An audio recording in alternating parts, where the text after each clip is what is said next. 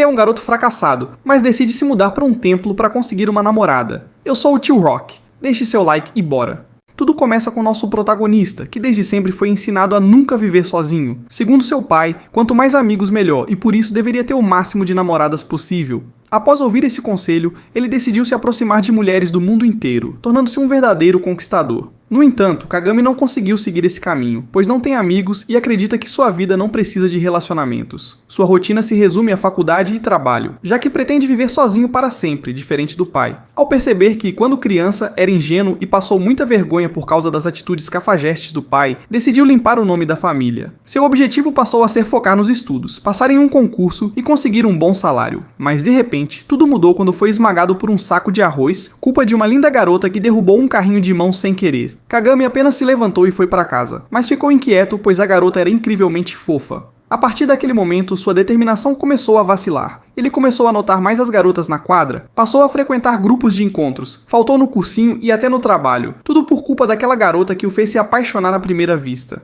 Quando percebeu, já estava demitido e corria o risco de perder sua posição na faculdade. Era como se fosse a maldição da família Kagami. Ao receber outra ligação para sair, decidiu que a única solução era trancar a matrícula e virar um monge. Ele aproveitou que seu tio era sacerdote e partiu para o templo, buscando uma mudança drástica para se colocar novamente na linha. No entanto, ao chegar lá, foi surpreendido. Quem o recebeu foi justamente a linda garota que o encantou. Ela também ficou desesperada ao vê-lo ali, achando que tudo não passava de uma brincadeira do destino. Kagami, por sua vez, começou a duvidar da própria sanidade, pensando que estava tendo alucinações de seus desejos. Logo depois, a garota apareceu vestindo um elegante kimono e se apresentou como Yuzuki. O protagonista até tentou fugir, mas tropeçou de maneira dramática, tendo uma visão maravilhosa antes de quase perder o controle. No desespero, acabou soltando um pedido de casamento, deixando Yuzuki completamente confusa. Após essa situação embaraçosa, os dois apenas foram tomar chá. Kagami esperava encontrar um mestre idoso, mas descobriu que ele estava ausente e que Yuzuki achava que ele só chegaria no dia seguinte. Ela começou a fazer perguntas sobre ele, suspeitando que fosse um fiscal de admissão disfarçado. Para testar a situação, Kagami disse que era uma mulher, apenas para ver a reação dela. Yuzuki continuava sendo incrivelmente fofa, e então, para não se perder em pensamentos indevidos, Kagami deu um soco em si mesmo e saiu para dar uma volta. Durante o passeio, viu um gatinho preso e tentou ajudá-lo, mas acabou ficando preso no lugar dele.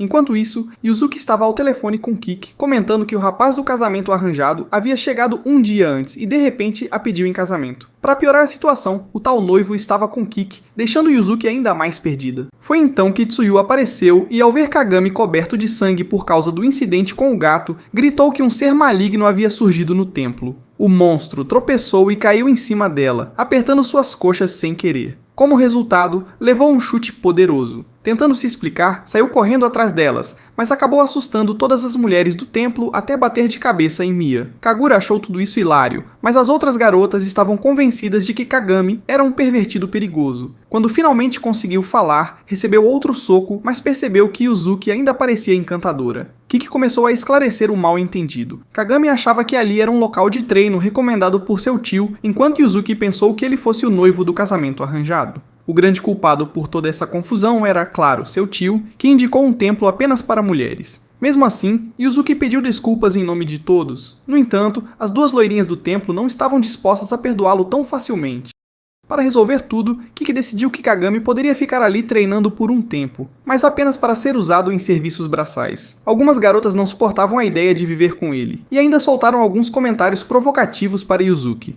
Por sua vez, Kagami decidiu que não causaria mais problemas. Além disso, achava improvável que Yuzuki sequer se lembrasse da primeira vez que se viram. No entanto, uma das garotas comentou que ele não parecia ser uma má pessoa. Ainda assim, Kagami não sabia o que fazer e Yuzuki também estava confusa. Como o ônibus não passava naquele horário, ela sugeriu que ele passasse a noite no templo, mas ao mesmo tempo não queria que ele ficasse ali para sempre. Kagami ainda queria se esforçar para seguir sozinho, mas Yuzuki admitiu que ficou surpresa com o pedido de casamento, já que ele mal a conhecia. Inicialmente achou que fosse uma brincadeira, mas ao olhar para ele percebeu que estava falando sério. Então, quando descobriu seu nome, veio a revelação.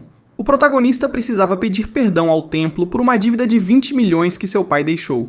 Tsuyu jamais imaginou que ele fosse o filho do homem que fugiu sem pagar suas dívidas. Como Kagami ainda não tinha dinheiro, as garotas começaram a pensar em formas criativas para ele pagar a dívida. No fim, Yuzuki conseguiu convencê-las a encontrar uma solução mais razoável. Elas decidiram que primeiro mostrariam o templo para ele, levando-o até a estátua principal, que estava cheia de fita adesiva devido à falta de dinheiro. Kagami, ao ver aquela situação, jurou que pagaria a dívida de qualquer maneira. Ele começou a conquistar a amizade de Yuzuki, mas as outras garotas ainda não o aceitavam completamente e queriam arranjar um jeito de expulsá-lo. Foi então que tiveram uma ideia. A melhor maneira de se livrar dele seria seduzi-lo, e quando ele cedesse à tentação, usariam isso como desculpa para expulsá-lo. E quem assumiria essa missão? A garota com o corpo mais atraente do templo, sobrando a responsabilidade para Tsuyu. A Kagami acorda às 5 da manhã para limpar o templo, preparar a comida e organizar tudo, sentindo que está voltando a ser como era. Mas ao ver Yuzuki de pijama, seus desejos começam a aflorar. Como era de se esperar, ele acaba olhando para os atributos dela, o que faz Tsuyu buscar um jeito de expulsá-lo. Na hora da refeição, Tsuyu pensou em criticar a comida dele, mas o problema era que estava deliciosa demais. Kagami sente que ainda pode alcançar o Nirvana, até olhar novamente para os atributos de Yuzuki, que decide lhe entregar as roupas de ajudante, sendo na verdade um traje de verão, o que o deixará vulnerável. Mesmo assim, ele se anima e parte para a faxina, arrumando até mesmo a contabilidade do templo, o que impressiona até Tsuyu. Como último recurso, ela decide fazê-lo meditar na mangueira, já que não há cachoeira. Mesmo com a água extremamente fria, ele resiste até o último instante. Para sua sorte, Yuzuki aparece, fazendo seu corpo se aquecer de novo.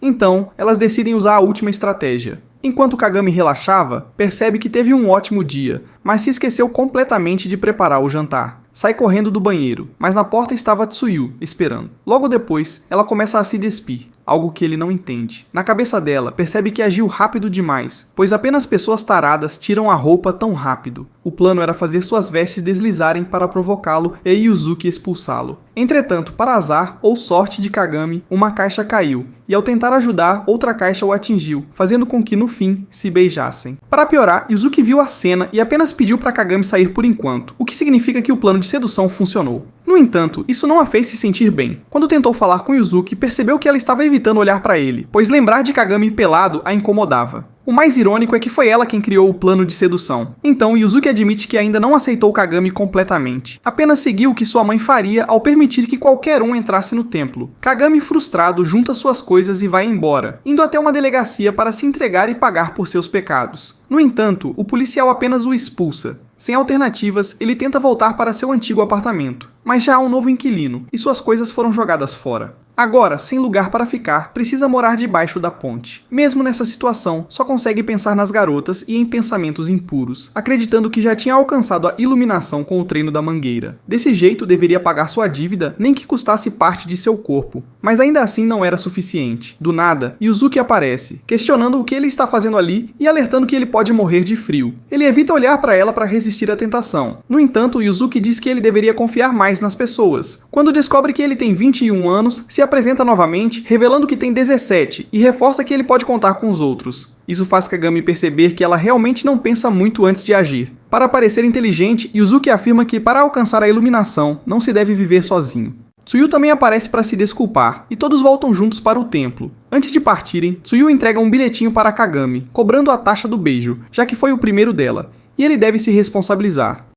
Ao retornar ao templo, Kagami pede novamente para aceitarem sua presença. Mia não acredita que Tsuyu permitiu isso, já que tem problemas com ele. Enquanto as garotas vão tomar banho, Kagami decide cozinhar e Kurage resolve ajudar. Enquanto preparam a comida, ele não consegue parar de pensar em Yuzuki e deseja conhecê-la melhor. Sem querer, fala isso em voz alta, o que faz Kurage dizer que desejo não é algo ruim, pois é humano. E até Buda teve um filho. Além disso, até Yuzuki pode ser uma assustida. Ela brinca dizendo que provocar os outros era um hábito antigo de Yuzuki. Mas depois daquele dia, ela virou perfeita. Tsuyu também amadureceu, mas desde que Kagami chegou, todas voltaram a se distrair, o que a faz feliz. Como presente, Kurage decide mostrar tudo sobre elas, mas era brincadeira. No entanto, ela o faz abrir a porta do banheiro, revelando duas deusas como vieram ao mundo. Por mais que tenha sido um acidente, agora Kagami tem outra inimiga, Mia. Para ela, o templo se tornou um lugar depravado por culpa dele, por isso decide desafiá-lo. Caso ele perca, será castrado. Uma ótima notícia para as garotas que acham ele perigoso. Caso não consiga se resolver com Mia, terão que resolver a situação na base dos punhos. Mia se apresenta como Mia Christop e afirma que é o pai de Kagami.